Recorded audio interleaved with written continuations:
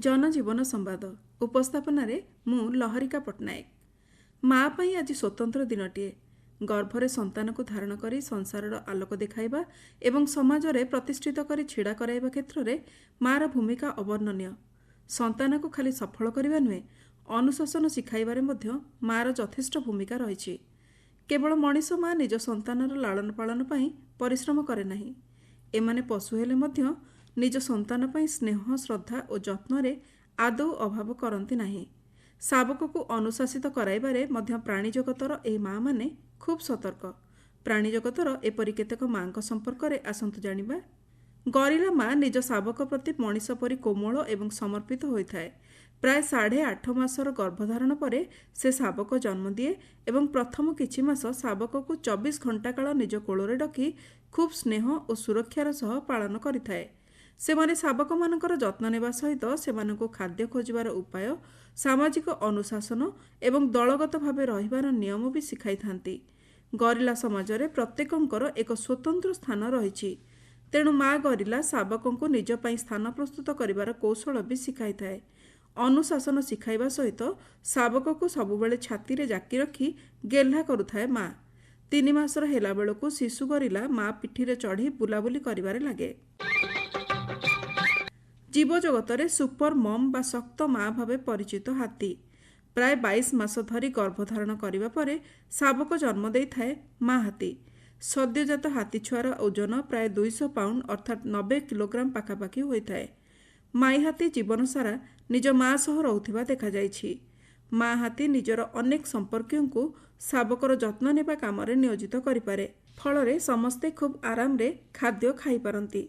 हाथी निज संतान को खूब स्नेह करुथिले भी बेस अनुशासित होइथाए माँ हाथी। शावक को खाद्य एवं पानी खोजिबा, समूह रे रहिबार नियम एवं निजर सुरक्षा उपाय शिखाई थाए। हाथी दल रे मुख्यतः माई हाथी माने रहुथिबा बेले एक वयस्क माई हाथी एहार नेतृत्व निए। दल रे थिबा वयस्क माई हाथी माने भी छुआ हाथी मानकु शिखाइबारे सहायता करिथांती।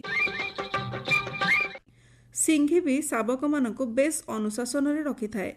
सेमानकु सामाजिक नियम पालन करिबा एवं दल रे रहिबा शिखाए। शिकार बेले मध्य शावक मानकु कड़ा प्रशिक्षण देवा सहित सेमाने शिकार करिबा शिखि जिबा पर्यंत निज सांगरे रखिथाए।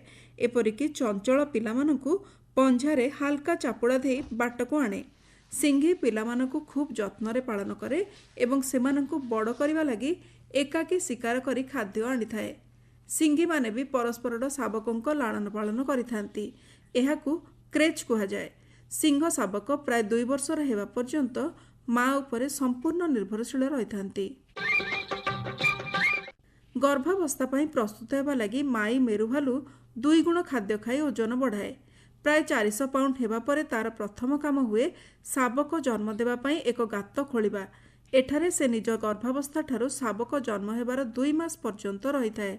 सबु काम शेष होई जिबा परे माँ भालुटी प्राय 8 मास काल उपवास करे।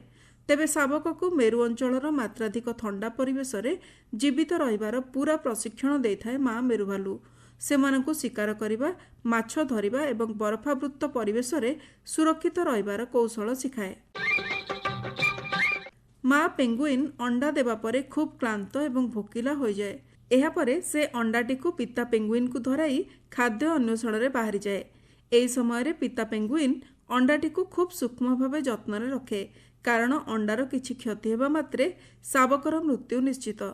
तेबे माँ पेंगुइन मास मास धरी केवल निज पई खाद्य खोजिबाकु जाए नाही। से बरफरे बुली बुली जो माछ खोजी थाए, फेरिबा परे ताहा निज संचय मणर बाहर करी शावक को खुआए। पेंगुइन माँ निज शावक को खाद्य, उष्मता एवं सुरक्षा देबारे आदौ हेला करे नाही। जे पर्यंत शावक निजे खाद्य अन्वेषण करबाकु सक्षम होई न थाए, से पर्यंत उभय माँ और पिता पेंगुइन ताको थंडारू सुरक्षित रखती एवं माछ खुआउथांती।